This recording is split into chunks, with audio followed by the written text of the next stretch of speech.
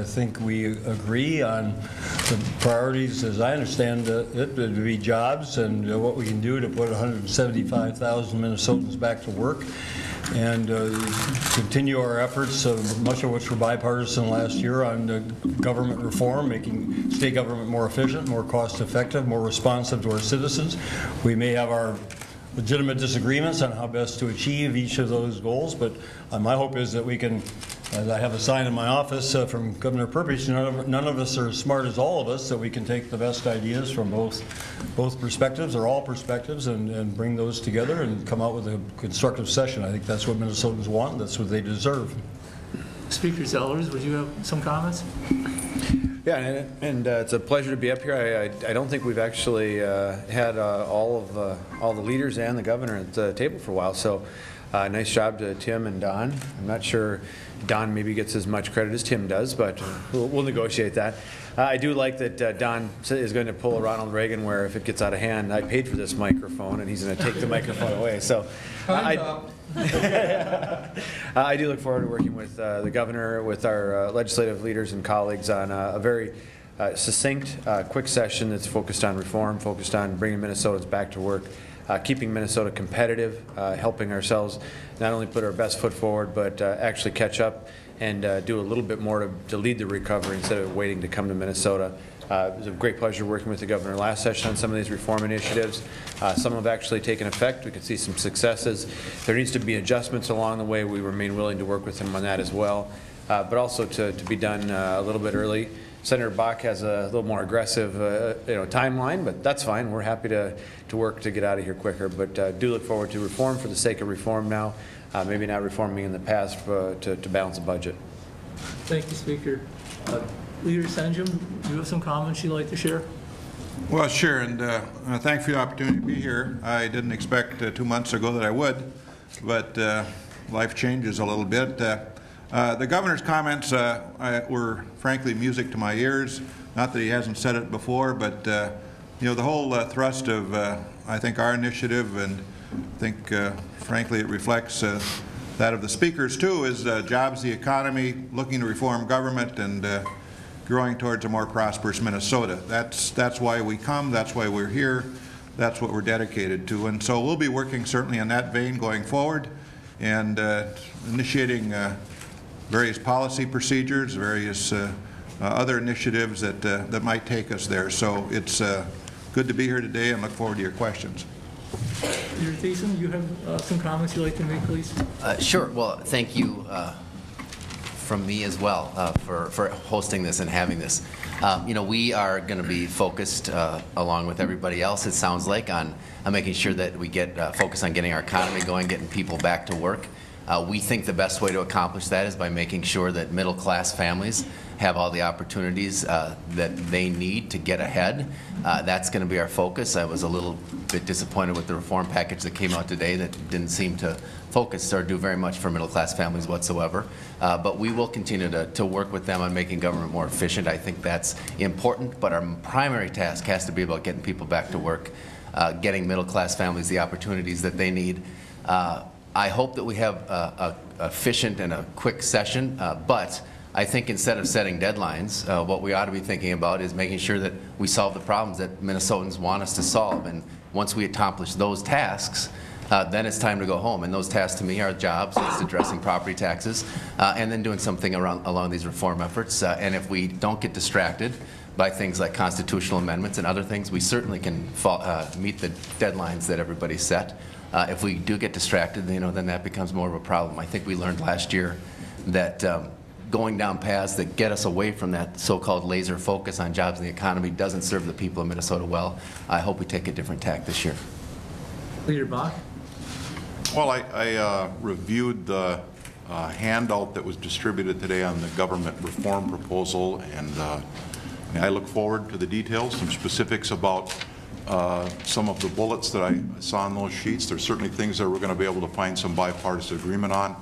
I'm a little reluctant to use the word reform, but if there's a way that we can make government be more accountable, work better for our businesses and for our citizens, I'm certainly ready to work with the Republican leadership on that. I have set a pretty aggressive, what I think is achievable but pretty aggressive timetable for this session. I don't see any reason we should be here past Easter. I think it's very important we pass a bonding bill as early as possible so that, and with shovel-ready projects, so that those projects can get in the ground during this construction season. We have a construction industry that is not in a recession. It's in a depressed state. You can ask any construction employer out there about that. So I look forward to doing that as early as possible in the session. Outside of that, I don't see a lot that has to be done. And I think early adjournment is very, very important for the public. I mean, people were very disappointed last session with the way this session drug on, led to a historic government shutdown. And I think we have some responsibility as elected officials to show the public that this institution of the Minnesota legislature can work and that it can get its work done in a timely way. And besides that, I think on a personal note, I've been through redistricting before.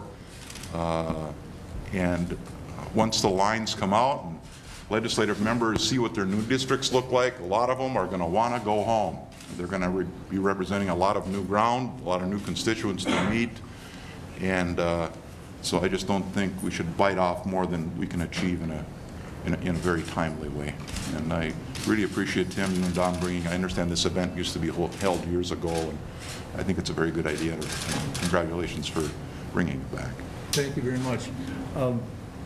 I have a question I would like to start with. I'm not sure Don has one, but if he does, we'll ask that and then we'll just open the whole thing up to whoever. I was just concerned or wondering about the level of trust that you sense between yourselves right now. I know last year you all came into the state capitol talking about trust and exchanging M&Ms and all sorts of things. But I was wondering whether the government shutdown has maybe impaired the trust level, maybe the expectations of bipartisanship are a bit lower now than they were a year ago. Governor, do you sense that?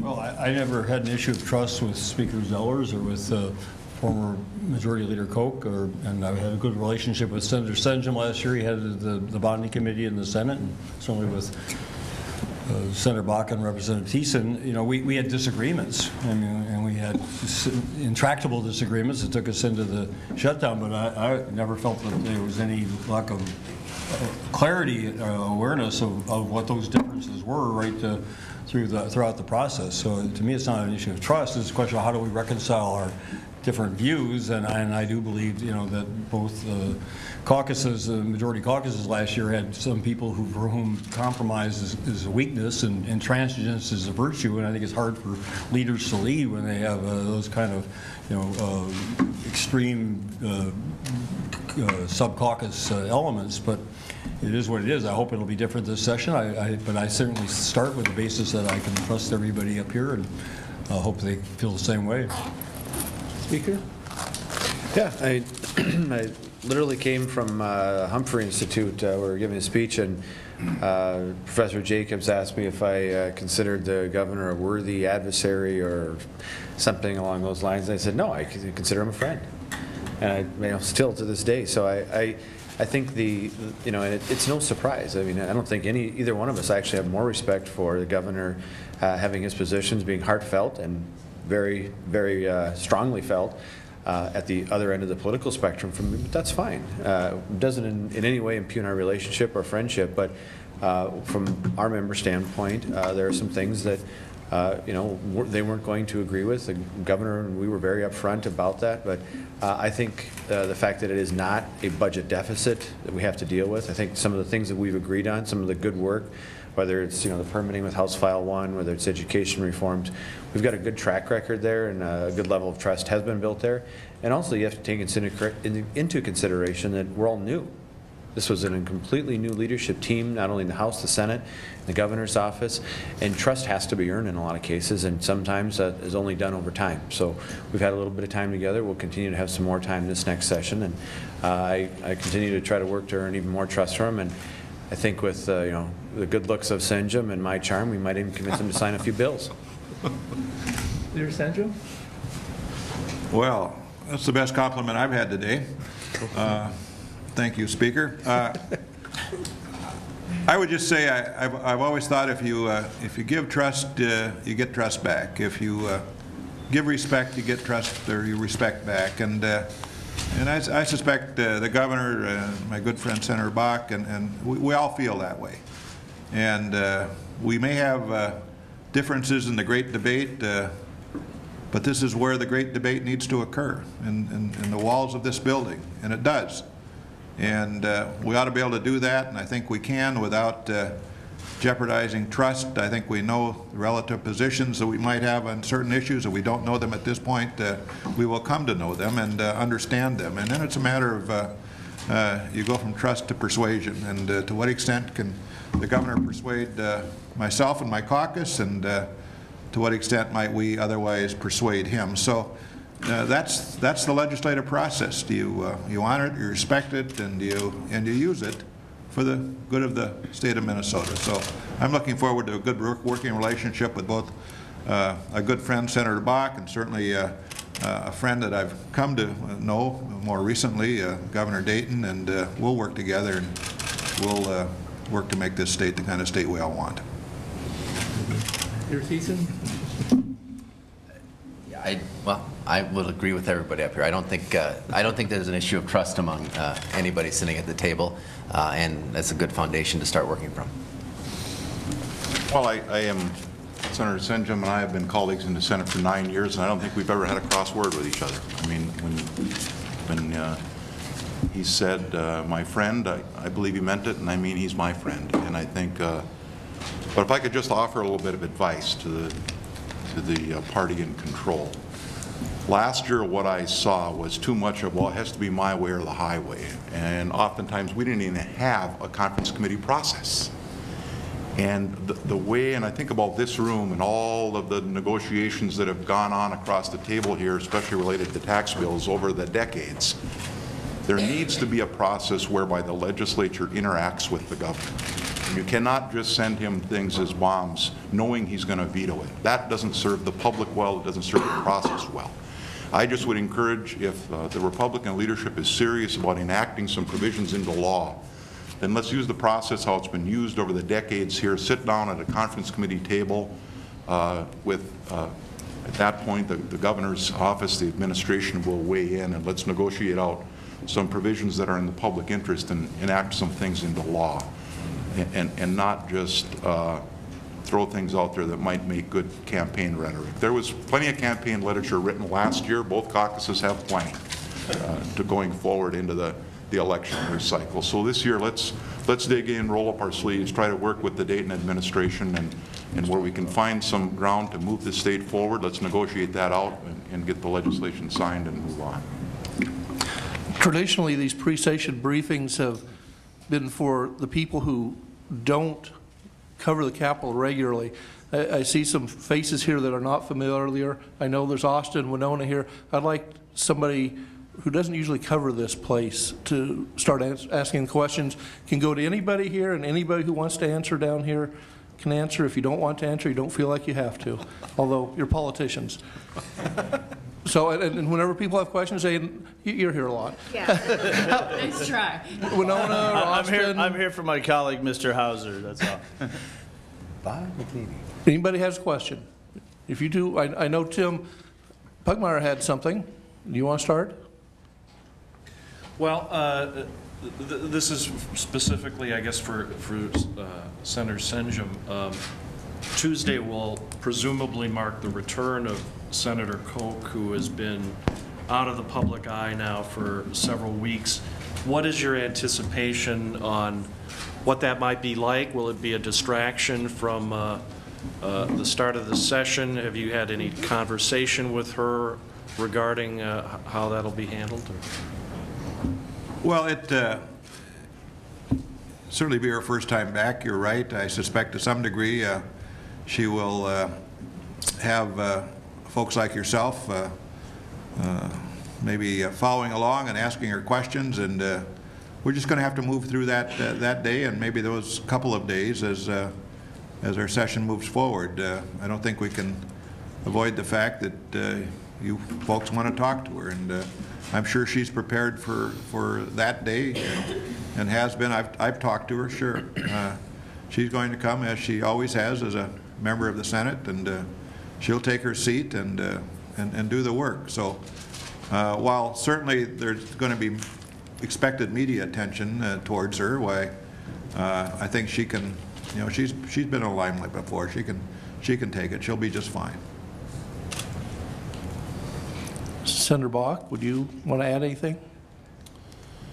Well, I feel bad for the situation that Senator Koch and her family find themselves in.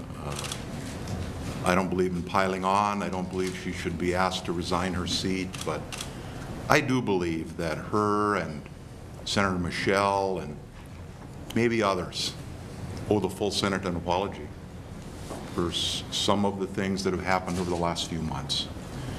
And I've written to Senator Senjum when I wrote to him congratulating him in his election as the majority leader to investigate kind of the chain of events that led up to December 15th, and the people that owe the full Senate an apology. It's pretty clear in our rules that, to me, some people have brought the Senate into disrepute, and I would like to see Senator Senjum and or his caucus do that. I don't want to turn that into a partisan issue. I would like to see that happen on its own. But I do think the institution has been tarnished by the chain of events over the last few months, and I would like to get it behind us.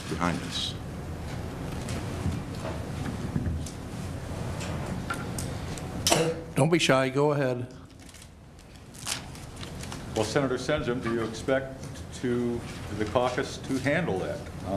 Do you expect to form an ethics committee to deal with this? No, I'm not. There's an ethics process out there. Somebody needs to file a complaint. I'm not expecting that will happen. It's certainly not going to happen from our side, as far as I know. And so, you know, we're looking towards tomorrow and not back to yesterday. That was an unfortunate chapter, but it is, in my mind, history. I think, generally speaking, explain it as fully as we can before the media at a couple of different occasions. Senator Michelle himself, with at least one person that's in this room writing today, and that was put into a Star Tribune column. So it is what it is. As far as I'm concerned, it's over. Unless someone from the other side wants to bring it up, we're going to move forward. To all you, general thoughts on the governor's comments yesterday on the individual stadium sites, and each of you, can you get it done? Can you get it done quickly? Can you get it done satisfactorily this session? Don, Hauser's in the back of the room, so does McNaney get to technically ask that question then? Well, you sometimes have Matt Dean sit in for you, so I don't think you should be questioning that. An equally substitute. Go ahead, Speaker. You know, I think as the process moves forward, there's got to be a concrete, not only facility plan, but a bill. And I think once you get to a bill, then you'll be able to see a lot more. You've all heard this from us, probably individually and collectively so many times. You can probably answer for us, but once we get to a point where there's a bill, then I think we'll be able to give you a better assessment too, whether or not it will pass, how it will pass, and you know, what the components will be. Let me follow up on that. The gentleman sitting next to you, and I don't mean the minority leader, has said that you appear to be not wanting to take a vote in your chamber because of the elections this year. Can you address that? Can I just correct that? I think what I meant to say is that I believe I've heard rumors that there are some members in both sides of the chamber who would rather not take the vote. But that's what I believe I've said. Yeah. And I also have said that it is our responsibility. One of the reasons I've been pushing with the session starting next Tuesday, it is those of us who are the proponents, it is our responsibility, and I agree, the Speaker, it's our responsibility, he said this consistently, to get one bill that has one site and has one financial plan, then it can, hopefully, I hope it'll be voted up or down. So that is our responsibility, and that we're still what we're pushing toward. And when I made a reference yesterday about the 5-yard line, I didn't mean it was 5 yards away from passage. I mean it was 5 yards away from being ready to go next Tuesday. No, and I appreciate the governor's comments. Is there a fear about voting for this in either chamber? Well, again, Don, it goes to the point. A fear of voting on what?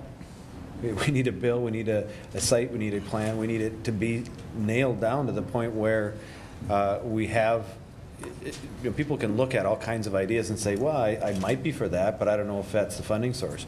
I might be for that location, but I don't like that sales tax. So it's a game of what if, and I think you guys have filled up a lot of ink and a lot of TV time on the what if part of it, but until you get to that specific, it is a game of what if.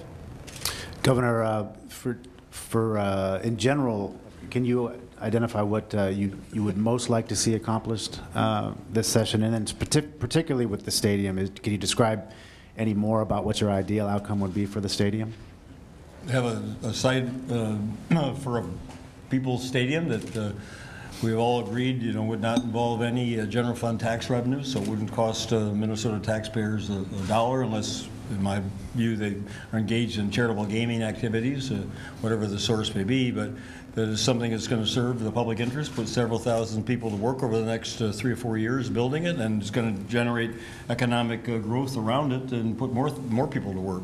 And as part of the whole thrust on job creation, and I've got my ideas, and the legislature has it, and I hope we can combine the best of all of our ideas, and if somebody's got a better idea than I do, more power to them. I'd like to hear it. So, putting people back to work, I think we've, generally agreed, and as I said earlier, government reform, and we had some good bipartisan cooperation last year on that initiative, and I hope we can carry that forward. Senator Bach was talking about unnecessary bombs being thrown out this session. I'm wondering if Senator Bach or others want to talk about what are some of the things that might spark one of those that could lengthen or make the session get pretty ugly. Well, when I looked through the bullets on the reform agenda, it looked like, I didn't use the word tenure, but it looked like there was an effort to do away with teacher tenure. Now, I believe the governor, I don't want to speak for him, has been clear, might have even vetoed that provision last year. I think revisiting things that were vetoed last year and just sending them over again for another certain veto to satisfy some constituency is not helpful to this place working in a bipartisan way.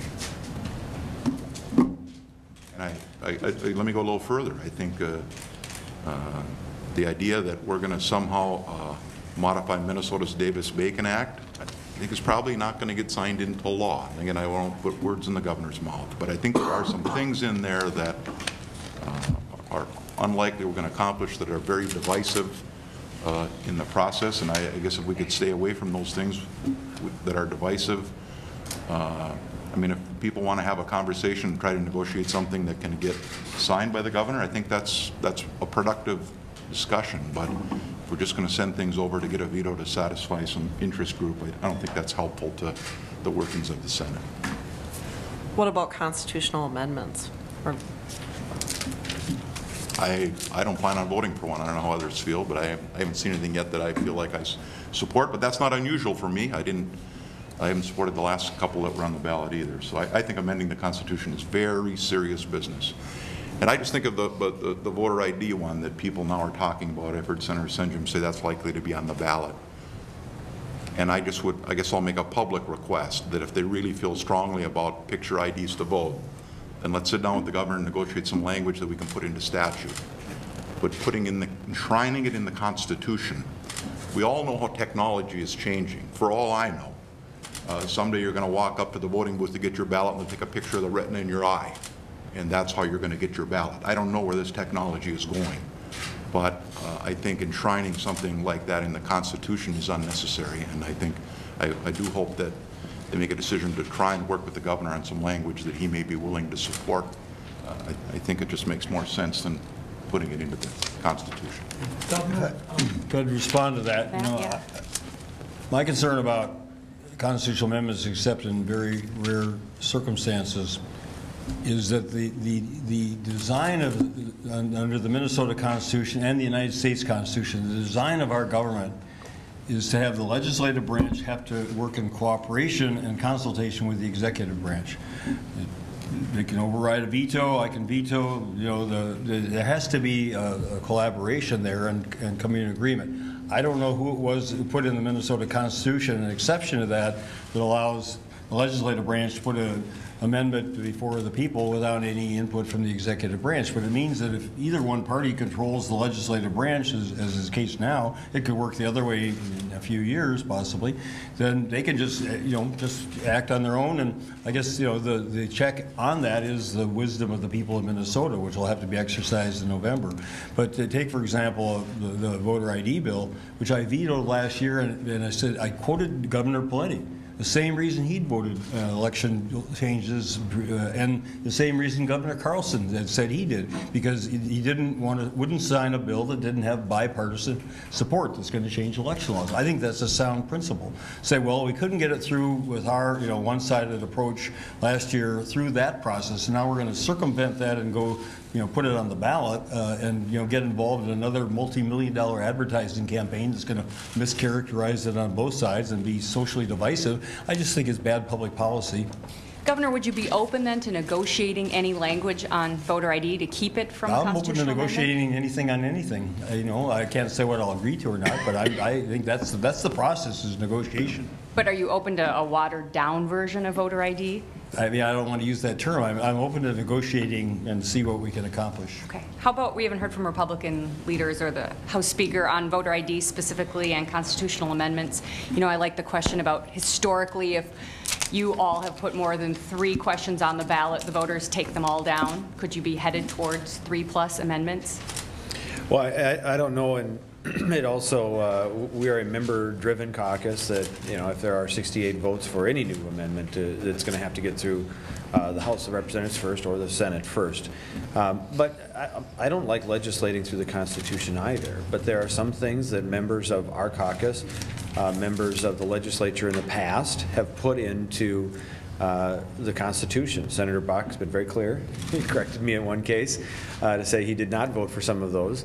I didn't either. So it is not, and I think it's an individual basis. The photo ID one, we did work with the governor last year. We included some disclosure provisions that we didn't quite get there. You know, we'll keep trying. I mean, you know, if you don't ask, you don't get in this business. So we will ask. Hopefully we'll be able to work with him on that. So you'll keep trying to get a bill? Yeah, absolutely, yeah. We'll reintroduce it. I don't know that, hopefully it won't take the same long and arduous route. I think the members of the DFL caucus in the House have asked just about every question possible, twice. So hopefully it won't take as long to go through the legislative process so we can actually get to the governor's office with some language that would be, you know, maybe acceptable. How about quantity of constitutional amendments, though? Do you foresee 2, 3 amendments coming out of this legislature in addition to the one that's already on the ballot? You know, I don't foresee any number right now. I think that's a part of what our members have been back home now. They've talked with their constituents. They've been to town hall meetings, to the grocery store, to church. You know, you hear a lot from your constituents when you're back home. So I think being back amongst their constituents will give them a better flavor too for what they think is important and what should or should not go on the ballot. Correct. Mr. Speaker, remind me, you said you weren't for legislating through the Constitution. You did support the marriage amendment in the last session, right? I did. Okay. And I did not support the constitutional amendment sales tax in the Constitution, dedicated funding. Governor, what will you and legislative leaders do in light of the closed-door budget negotiations that have happened and what seem to become more behind the door, behind closed doors, away from public scrutiny negotiations that go on here? What will you do and legislative leaders do to add transparency for the press and the public this session? Well, last year was my 12th legislative session, all in the executive branch, and I can't remember a session where there weren't many, if not most, of the final agreements resolved behind closed doors. You know, I've been around here at 2 a.m. when the conference committee's adjourned and reappeared a couple hours later, and so I mean, people can judge it for what it was. It was necessary in our judgment, my judgment anyway, to try to accomplish what we were not able to do before the June 30th deadline, but we came close and we made progress because of the ability to focus on it that way, and the same with the shutdown. Finally, those negotiations, and we got a shutdown resolved when we finally reached an agreement in just 48 hours, which we needed to do to get it the shutdown ended as soon as possible. So, I'll take my share of the responsibility for that, and overall, I think the process last year was as open and transparent as the ones I can remember, and others may view it differently, but that's my perspective. No difference on that from anybody? In making it more transparent? Well, I will say we're going to have, I imagine that, well, I know that we're going to have members who are going to be bringing bills forward this year to address issues of transparency and involvement like we've had in the past. And so, you can be looking for that. I don't know the details of that right now, though. Do you know, Minority Leader, if we'll be looking at like more LCPFP meetings and that kind of theater, or can we look for some honest transparency? That's not up to me, I suppose. But I'm sure there's going to be honest. There's never been a question of honesty. I mean, that's not part of the equation. Everybody's been very straightforward to this. The transparency, I think there are concerns that have been expressed, and I'm not disavowing responsibility for kind of how things went last year, but there are members who clearly, and members of the public who would like kind of a more open and transparent process, and we'll have to just debate those ideas and see what we can do around that. I don't think you're going to see here a lot of disagreement about transparency. I mean, last year was a very, very unusual year. I mean, we all know that, and but going forward, it's business as usual. We'll have the conference committees. They'll open. They're certainly, they'll step aside and adjourn into a back room, at least by caucus from time to time, and have those discussions. But they will all reappear, and it will be up front and open. And you folks are going to be, available to talk as you wish to any member. So I don't see any problem with transparency going forward. It'll be as good as it ever was. A follow-up to that, if I may. At the conclusion of the special session last year, funding was removed for the Emergency Medical Assistance Program. All that was written in the public record about that was changes to the welfare bill. But records have shown that that's going to affect, Emergency Medical Assistance Program funding is going to affect thousands, half of them in Hennepin County. Can you speak to the effect this might have and what recourse might be taken? Governor and the Republican leadership as well? Well, I was not personally aware of it at the time. Commissioner Jessen, I don't think at that point in her first 6 months was fully aware, cognizant of the implications of it. It came, in fairness, from the Republican chairs of the committee. I don't know which one, Senator Hann or Representative Abler, and I think there was an intentionality there. So, I mean, it's really, I think, incumbent on them to say what their intention was and whether this was the outcome that they intended, and if so, why. And if not, let's go back and correct it. I certainly would like to correct it. I think if some of it really goes beyond the pale of what Minnesotans think is fair treatment of fellow human beings, which is to discontinue people's emergency treatment and threaten their lives. So I hope we can revisit it, and I hope we can find agreement. We're not going to push any of this to the extreme. We're going to keep within the boundaries of what almost all Minnesotans would say is responsible and humane public policy. On the topic of bringing jobs back to Minnesota, out of Duluth, one planned proposal before the House would require public work projects to use only American steel, which would be great for the people of the Iron Range. Do you think that there would be support for that kind of plan, even though using that plan might require a significant investment? I don't think there has. I mean, obviously, we want that to occur. No question about it. But is that the role of government to define specifically, where people buy their products? I mean, we have an international economy, a national economy. It seems to me that, at least for Republicans, if we get into that debate, we start to impose on people just a little bit too much government. From our perspective, I think it's let free enterprise roll, and if we do, we're going to be just fine. If we start to selectively get into that arena, I think that's fraught with some dangers. I would suggest, though, that it's our money in this case. It's not, these are for public projects that we're spending our money on. So to engage in the free market, any player that plays in the free market can set whatever parameters they want for their purchases. I think it's critically important that we make sure that we create as many jobs as possible in the state and in this country, and I think that that proposal makes a good deal of sense. Senator Bach, on the bonding bill, how important is it that the legislature pass a sizable bonding bill? And do you think it will create as many jobs as Governor Dayton says it will? 21,700 jobs. Well, I haven't done an analysis on how many jobs it is. I just know that we have a construction industry that is incredibly depressed, and the trades unions are not taking, there is long-term impacts from this lengthy recession.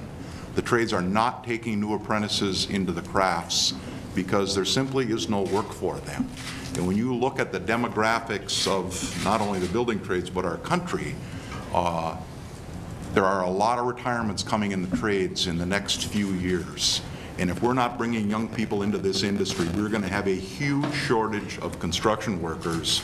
And you know what? You can't offshore everything. Buildings are going to get built by real people that set an alarm clock, pack a lunch bucket, and go to work.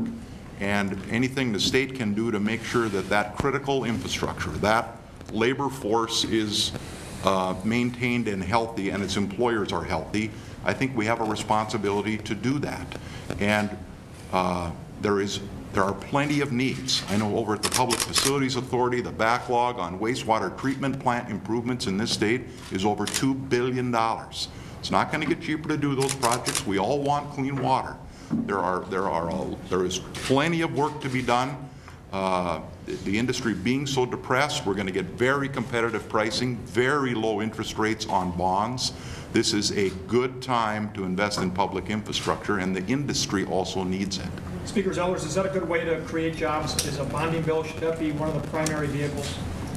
Well, I mean, and the number of jobs created by a bonding bill is a game that I think any of the seasoned capital reporters down here have played for years and years. The truth of the matter is not every project goes out the door and hits the ground the day we pass the bill, or the day that the frost is out of the ground. So I think prescribing any number of jobs to a bill is dangerous, because you're going to set yourself up, if you don't get to the full 21 or 22,000, for your political opponents to say, well, see, it wasn't all the jobs you presented. There's no question that having Minnesota workers off the bench back on the job is a great idea. Absolutely support that. We believe, though, you got to make sure and have the private sector growing jobs, expanding here in Minnesota, so that the temporary projects that come with the bonding year are just that. It's a temporary project to fill in for that next big expansion, whether it's 3M, whether it's Cargill, whether it's a small startup company that will become the next Fortune 500 company. That private sector job growth is where those sustainable jobs will be for a long period of time. I've got too many constituents that are heading out to Sioux Falls, South Dakota, Hudson, Wisconsin, Williston, to build houses, to build public structures, because that's where the jobs are. IBEW guy that I know wants to do his work here in Maple Grove or in Minnesota. So from that standpoint, I want to see him go back to work. But I want it to be sustainable. I don't want it to be just every year around the springtime when the legislature passes a bill. Those projects go out, have a few months worth of work, but then are back on the bench. I think you do bonding because, in my view, you need to, and that's either, as Senator Bach has described, to repair infrastructure, or projects come along like the Nanotechnology Center at the University of Minnesota that really are important to advancing Minnesota scientifically and economically. That's, in my view, why you do them, and you do them for the right reasons. If coincidentally we've got some jobs that come with that, that's fine, but I think you have to do them for the right reasons. And I would also say this, we have, as at least of yesterday, $2.7 billion of previously approved bonding projects that are in the queue. And so whether this bill this year is 400 or 700 or whatever it might be, we have to recognize that we've got things waiting. And to the extent the legislature or the governor can move those ahead and they create jobs in and of themselves, that might be a good thing. But it's the way this thing works. It's, we approve them. and we'll probably approve some level of bonding this year, but I'm not sure it's going to produce a lot of energy, at least in terms of job climate going forward in the very near term. It may 2 or 3 years from now. I just say, you know, the way in which, you know, the public sector contracts for capital improvements, whether it's University of Minnesota or Minnescu or State Department administration, is really no different from how, say, Target Corporation contracts to build a new facility. It's they take, you know, we contract with people in the private sector. We don't hire more public employees in order to build a building or refurbish a building. We find a private contractor and who has private subcontractors, and those workers are classified in the private sector. And as you know, Tim Stender said the other day, an unemployed carpenter in the bonding press conference, you know, his 30-year career has been one job after another. I mean, that's just the nature of the industry. You get one, you complete it, you need another one, you need another one. So they're all temporal in that way. And I think the other point, you know, that was properly critiqued for with not emphasizing in the same degree is that these are investments in our future.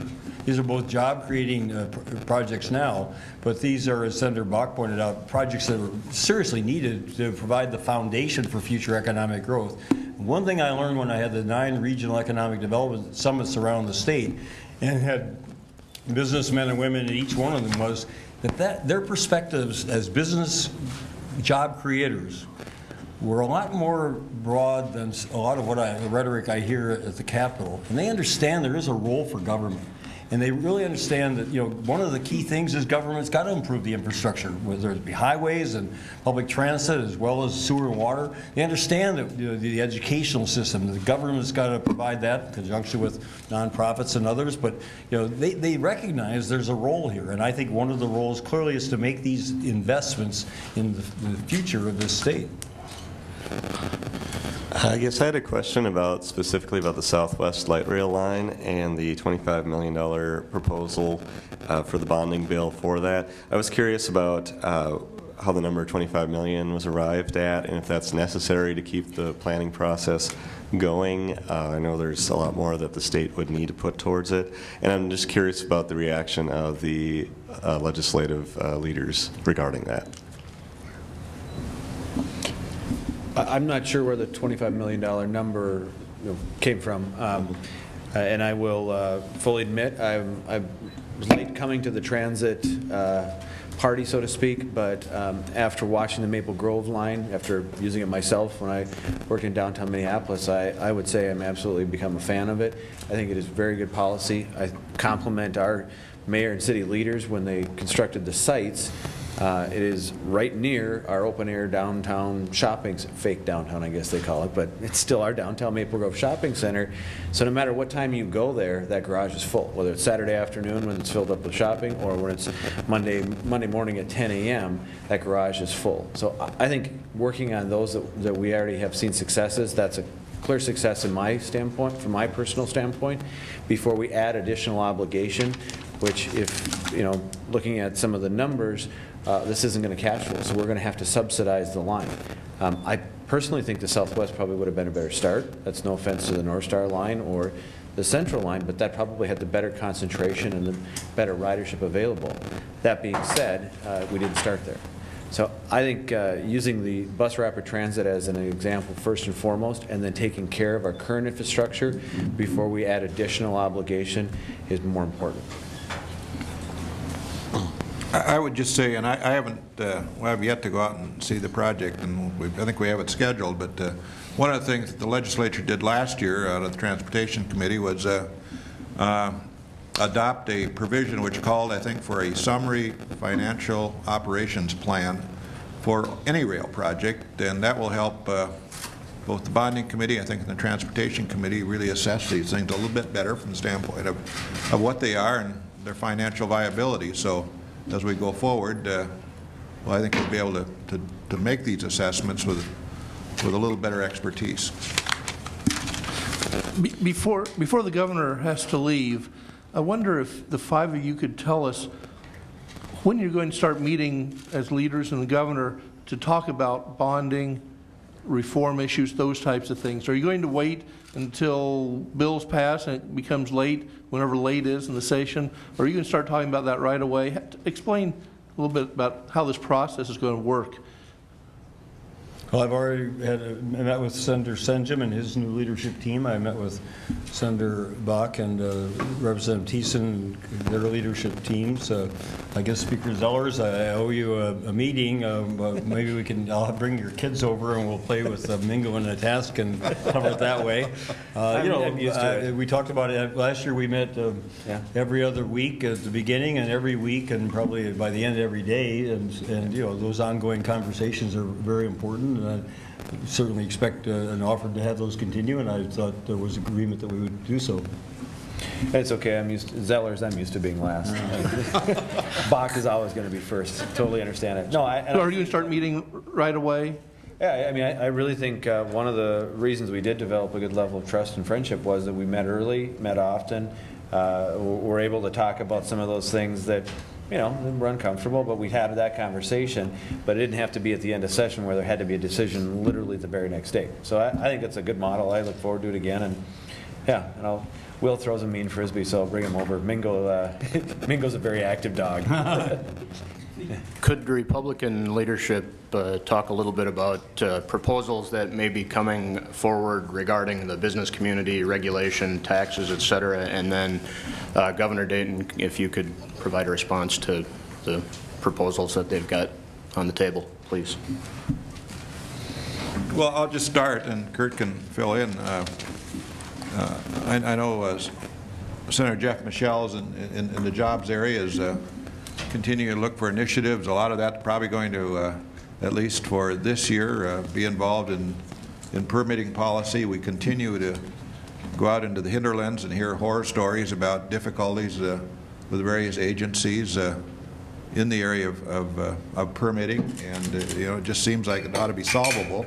And I think it is. I'm not even sure it's all legislative all the time. I think maybe to some extent just the fact that we might communicate and we can work through some of these administratively, that might be a good enough vehicle. But beyond that, I know Senator Ortman has and continues to have her eye on the business property tax situation here in Minnesota, and I'm talking about statewide business property tax, and I know she's got some ideas and she wants to have some hearings and move forward with hopefully something. We'll see what it is, but generally speaking, statewide business property taxes, our goal eventually over time is to eliminate them. So we understand it's going to have to be a progressive sort of thing, but nonetheless that's their goal. So those are my couple thoughts.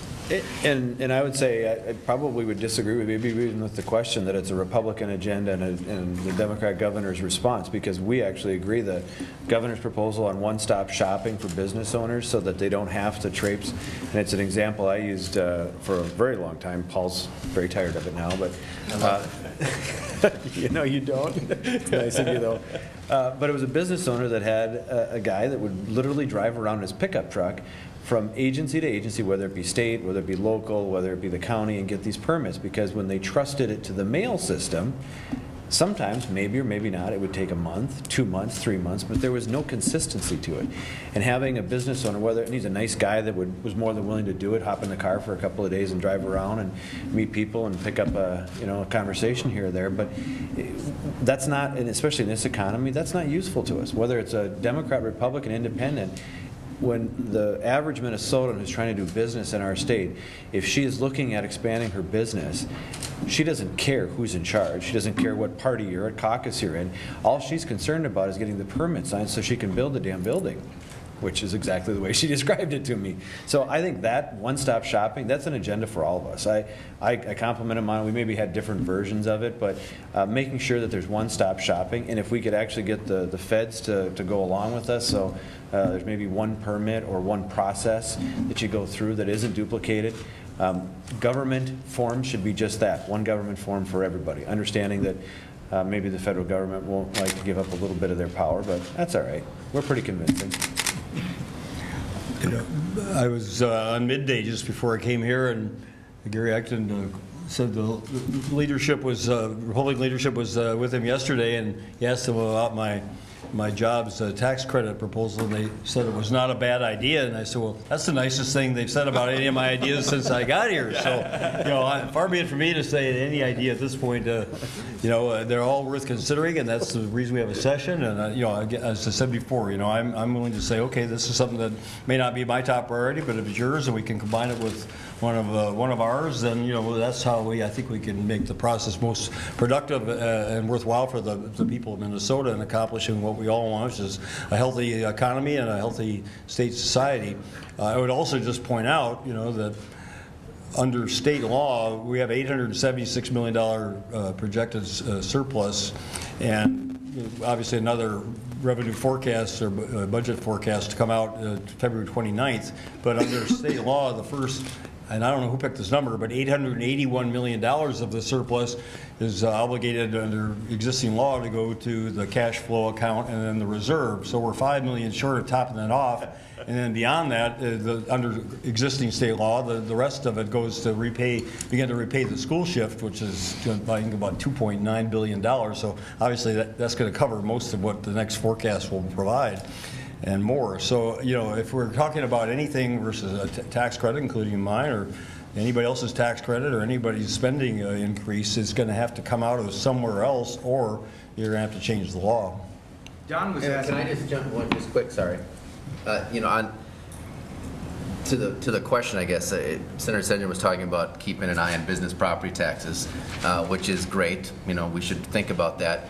But one thing that clearly is not covered is in any Republican discussion so far is the residential property taxes that have gone up again this year as a result of the budget that passed last year, the agriculture property taxes that have gone up exponentially across the state as a result of the budget last year. So I hope we're not just keeping our eye on the business side of the equation, but also on those middle-class families who are seeing these huge property taxes going as well. On that, is there any move to change the homestead tax credits this year, or the healthcare thing that the governor talked about changing just a few minutes ago?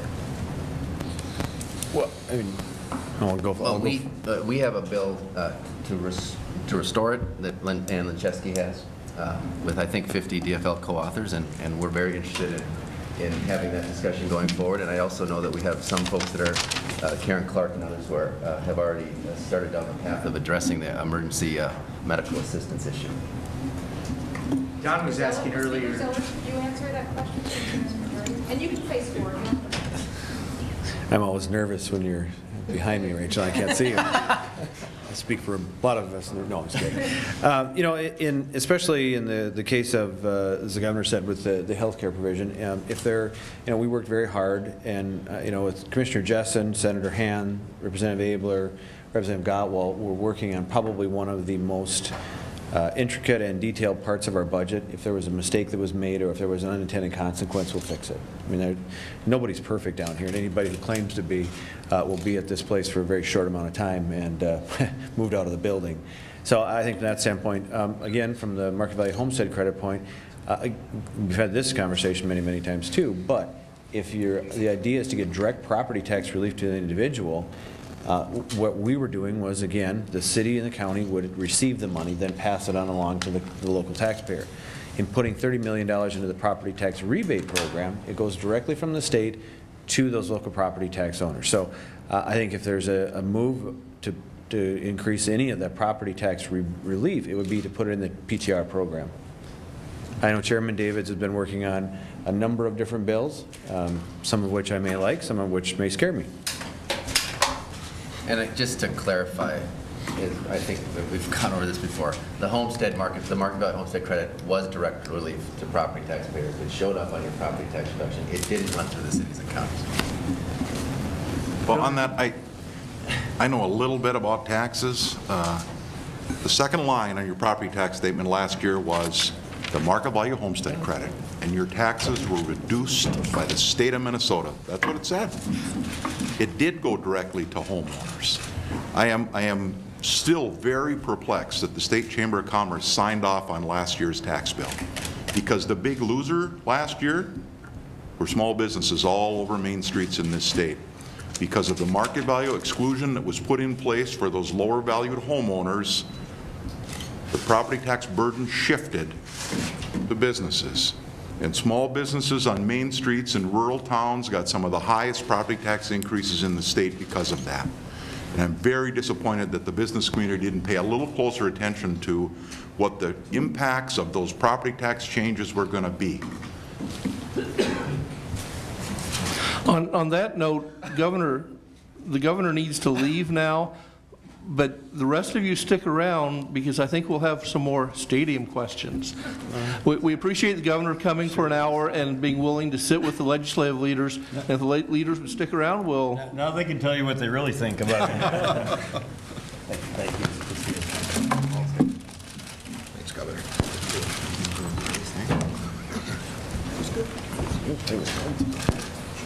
Go ahead. I don't know if the DFL leaders want to make any comments on the education provisions in the Republicans' announcement this morning on reforms. Well, we're just, I have it right here. We're just going through, to me, just, and we need to obviously look at the details, but it looks like a lot of stuff that we've seen before. With that ringing endorsement, Senator Block. Education is good. Well, there's your quote of the day. One of the things that stood out on there, I guess that was probably new, is the idea that voter-approved levy money would follow the student to another district. I don't know a lot about education finance, but I guess I served on it for a couple of sessions. But there are serious ramifications to that. How would a school board ever know how many students might open enroll next year when they're out for a voter-approved levy? I think it creates budget problems probably for both school districts, the one that ends up losing some property tax levy money and the one that then gets a windfall as pupil units move around. I think it's fraught with problems. I realize that there's probably some constituencies that find that very popular, but I think education funding is an incredibly complex subject area, and I just would urge some caution there as you allow money to follow the student as it relates to property tax money. I'll ask a stadium question, I guess. In general, and this is for any of you, what kind of, where does that fall on priority lines for you guys this session, and maybe even more specifically earlier in the session? Any thoughts? Well, I'll start. You know, it's important. It's probably certainly not the most important thing. We'll continue to say, jobs, the economy, reforming government, and taking care of the taxpayer's dollar. But you stand in front of this one, and it's like a freight train. You don't usually stand in front of freight trains, so it's coming through, and I think we're going to have to deal with it, and we'll deal with it the best we can. We have, frankly, as I sit here today, I'm not sure about a site. I'm not sure about a local funding option. I'm not even sure about a state funding option. I'm not sure about any of the finite details of the bill. So a lot of that has to be resolved, and we'll probably get a bill, and we'll chug and churn on it throughout the course of some period of this session and see where it goes. And it's, but we're, in terms of priority, it's before us. It's going to, I'm not sure it's a priority, but I'm not sure we can run away from it either. Nor do we want to. Speaker, you want to handle that one too? Well, sure, and again, as you said a little bit earlier, from a process standpoint, I think maybe a new way to look at it is when you see, as we did with the Twin Stadium, you saw Tony Sertich, who at that point wasn't majority leader, ended up being majority leader, sitting next to Brad Finstead, who was one of the assistant majority leaders, sitting at a committee hearing table just like this, presenting a bill before their colleagues. I think you'll know we're at a point where it's going to be moving through the process. Where it ranks as a priority, I mean, I'm a football fan, so I mean, personally, it's a priority. I love to watch the Vikings. This season was painful, but isn't it always with our beloved Vikings? But for most Minnesotans, it's not a priority. is they don't necessarily care if we fund a stadium for professional athletes, and that's fine.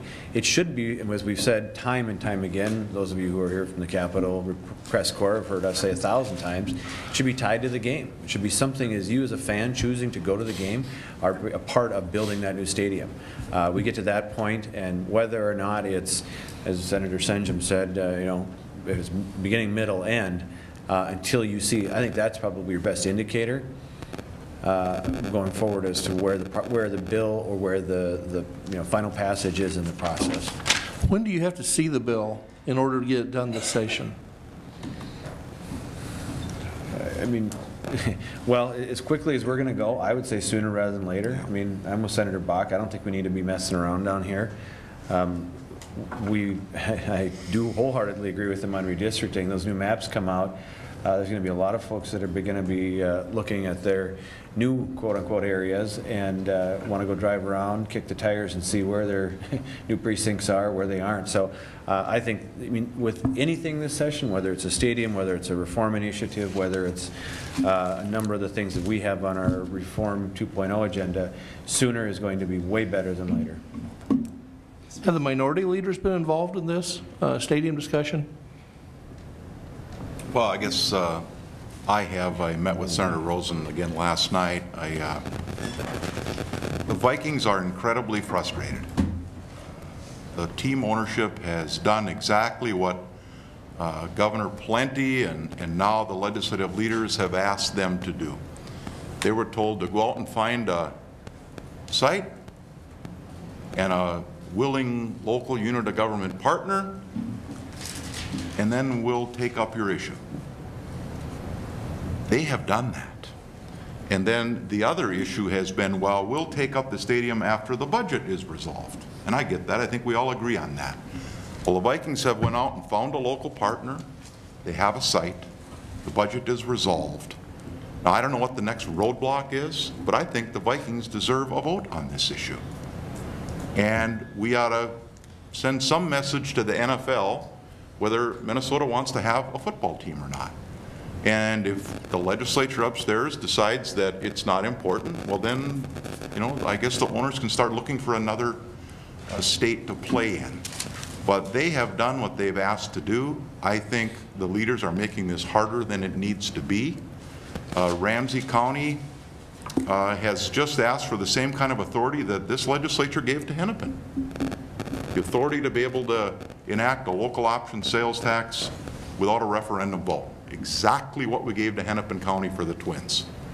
And when the leaders told them, no, we're not going to exempt a referendum, they came back and said, well, then give us a food and beverage tax countywide that we can enact.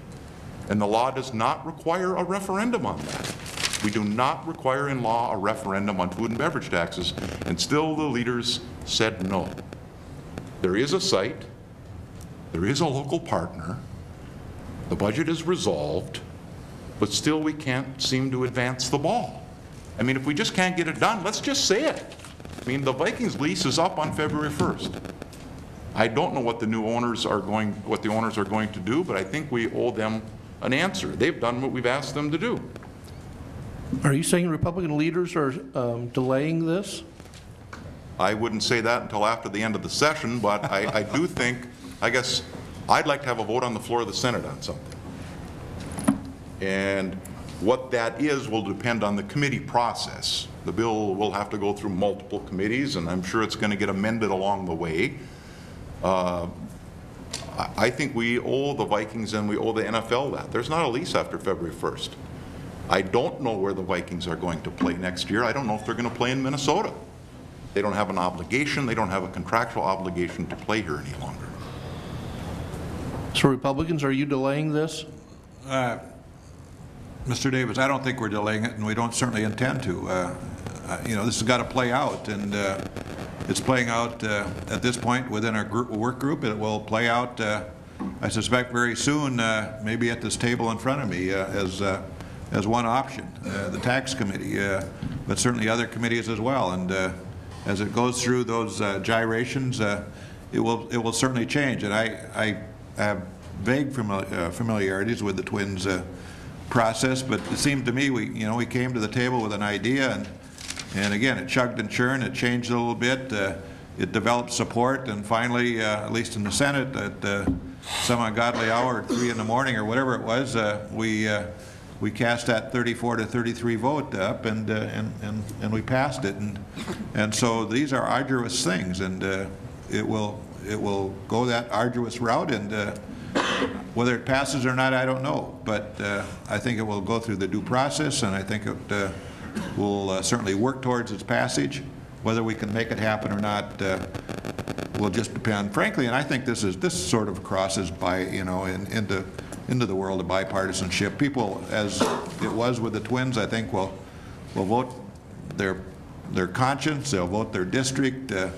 But I don't think we'll find anybody, at least in our side of the Senate, saying you got to vote this way or that way, because I don't think on this one that's going to be the case.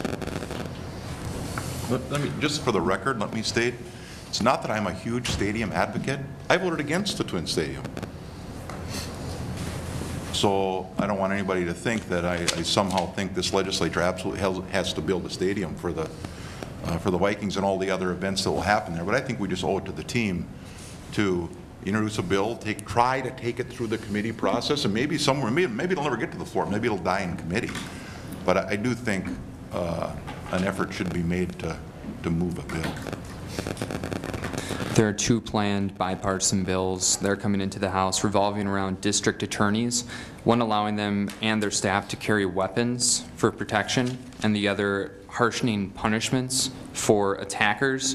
Do you feel that these measures might be easier to pass after the Cook County Courthouse Grand Marais shootings, and how do you feel seeing this violence towards, a fellow Minnesota elected official? Well, I'm not familiar with the proposals, but I carried the bill for life in prison for violent sex offenders. So if there is an improvement that needs to be made in any kind of statute and strengthening penalties, I'm absolutely for it. I mean, the idea that these fine gentlemen up here, go out, put their name on the ballot, are willing to not only get elected, but then serve as leaders for their caucus, one of the things that goes along with it should not be a danger to their safety, their personal safety or their family's safety. So from that standpoint, I think that's, that's something that's bipartisan up here.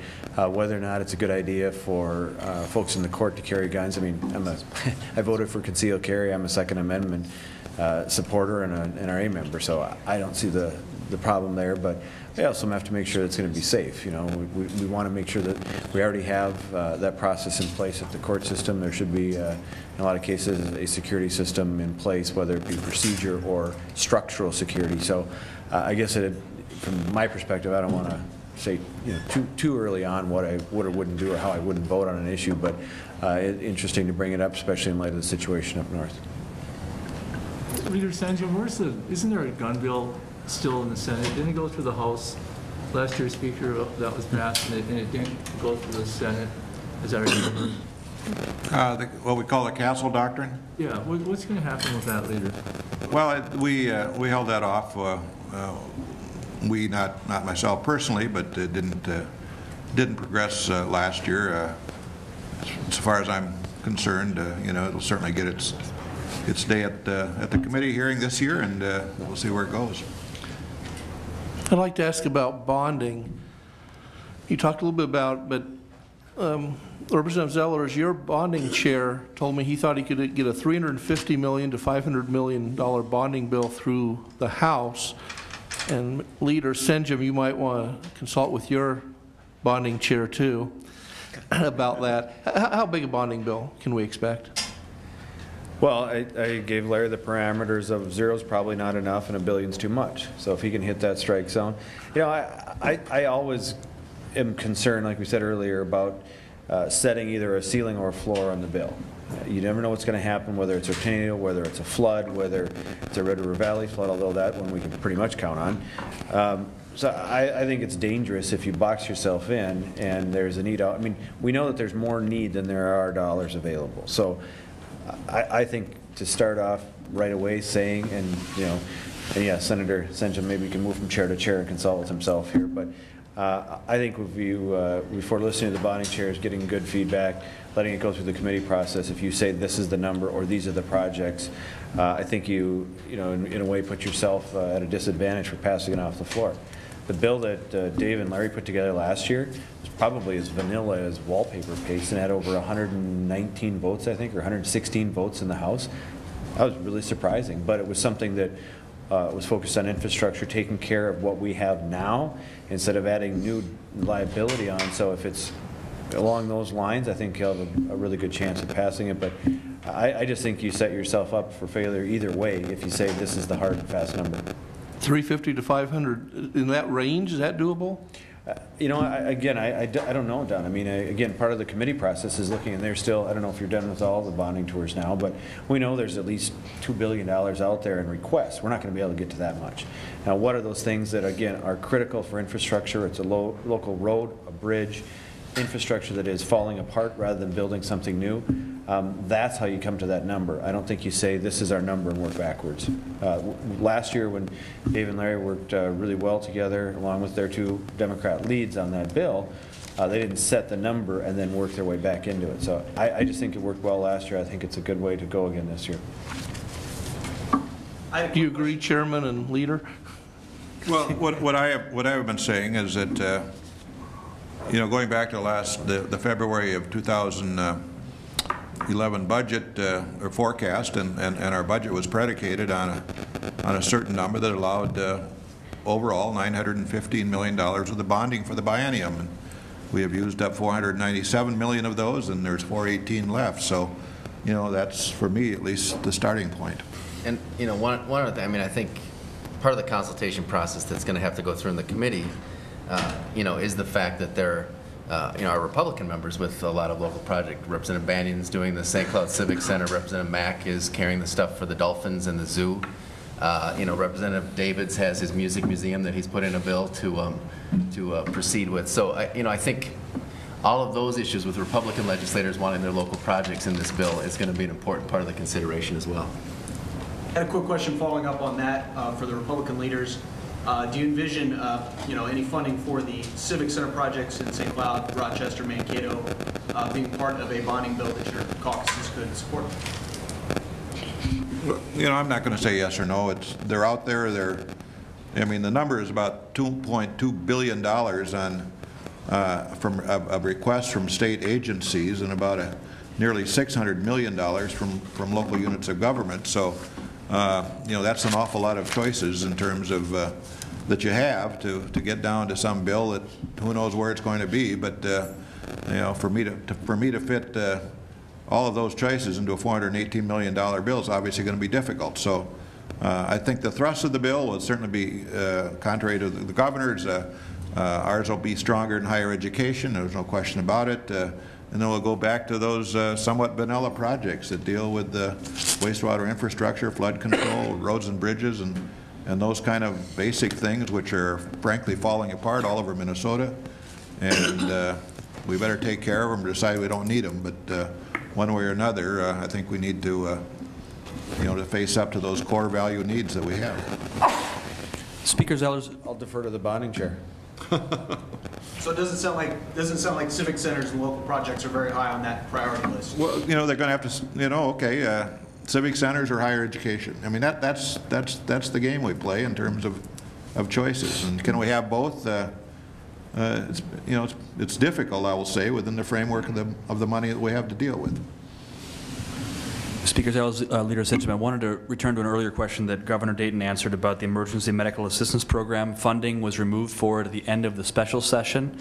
Two-part question, your take on how that impacts Minnesotans, and two, all that was written in the public record about that at the end of the special session was changes to welfare bill. So how does that impact Minnesotans, and what can you say about government transparency given that not much about that was disclosed? Well, again, as I said the last time, I don't believe that Commissioner Jessen, Chairman Gottwald, Chairman Abler, Chairman Hahn, or their Democrat leads were working in a way, and in what we saw of them, and we were actually pretty surprised at how well they worked together on this issue, that they were in any way intentionally doing anything that was going to harm Minnesotans. I don't think you can assume that about anybody, any parties at the table, but it is one of the biggest, most intricate parts of our state budget. So again, if there's a mistake that needs to be made, or mismade that needs to be corrected, they'll do that. I don't know how much more complicated. I'm not familiar with all the details. I don't think, if you heard from the governor, I don't think he was very familiar with them as well. So we will look at it, we'll evaluate it, and if there needs to be a fix or a correction, we'll do that. But I'm not going to say, you know, right here, nefarious, not nefarious, they were guilty, not guilty. I don't think that's fair to the people who are working on it, because they did work very well. Commissioner Jessen and all, both Republican and Democrat leads on that committee, worked very well together on that bill and has some real, what I would consider remarkable reform that is going to be nation leading. So I think we'll wait for the details to come out. Can leaders rank their priorities for the session? Is it reform that we heard earlier? Is it the bonding bill? Is it a stadium? Is it jobs? Can you rank any of those? Or is it going home? Aye. Jobs. Jobs. Well, obviously it's jobs and you know, a new and brighter economy, and let's take this session, short as it might be, to try to put together some substantive reforms that are important to streamlining government and making it more efficient. It seems to me that this is a good year to do that. Senator Bach? Well, I look forward to working with Senator Senjum, like I say, on the details of the bullets that I saw earlier today. And what's your number one priority, though? Jobs, putting Minnesotans back to work. Y'all agree on that? Just differ on how to do it? Nice work. One thing for our scheduling purposes, as much as anything, we know Senator Bach wants to get out of here early, and we've heard some agreement. Do you have a time, a goal to get out this year? Any other types of deadlines that you can tell us that give us an idea of where you're going? I think the House has issued some deadlines. We're sort of on as soon as possible basis, so we're not firm about this. We're going to act expeditiously, obviously, but at least at this point, and tell you what, a lot's been going on in my life in the last couple of weeks, so deadlines has not been one of those things that's sort of risen to the top. We'll get out when we're done. Is there anything you have to do this year? Is there anything you have to do? Well, it's a very good point. I would say from a purely legislative requirement, no. Is it incumbent upon the four of us? I think you heard it's our number one priority to do whatever we can to get Minnesotans back to work. The 175,000 of our fellow citizens that want to go back to work, that need a job. I think it's incumbent upon us to work very hard at trying to do whatever we can to help them. Freeing up businesses to expand and making sure that the regulatory process isn't a deterrent, doesn't cost too much, doesn't put us a step behind. Those are things that I think we should do and are important to do. I think you've heard from all of us that the job is important. How we go about it maybe is a little bit different, but I do think that is not a legislative or statutory requirement. It is something we all feel very strongly about. I don't want to speak for Paul or Tom or Dave, but you've heard jobs is our number one priority, so I think we should work on that. Can I just say, go down to West Concord, Minnesota, and sit through a town hall meeting, and you will hear very quickly people tell you why you ought to get up here and get to work, and whether it's property taxes, whether it's business taxes, or whether it's problems with just working with government. Sure, we ought to stick around up here and get some work done. We need to meet. There's a lot of things that need to be done. And if you go down to West Concord, Minnesota, or for that matter, any other city of Minnesota, and just sit down with the folks, they'll tell you what needs to be done, and we better pay attention to it. Any other questions before these gentlemen get to leave? I have a question. Are any of you aware of any proposals coming forward to regulate cell phone use in motor vehicles? Not here. There is a proposal. I think Representative Hornstein, if I'm not mistaken, has a proposal to ban it. I think something like that. So it's yes. I don't think it's a new idea. I think it's maybe a perennial idea in recent history, and I think it's Representative Hornstein has the bill. Does it have a chance to pass? If it does, it make us all criminals.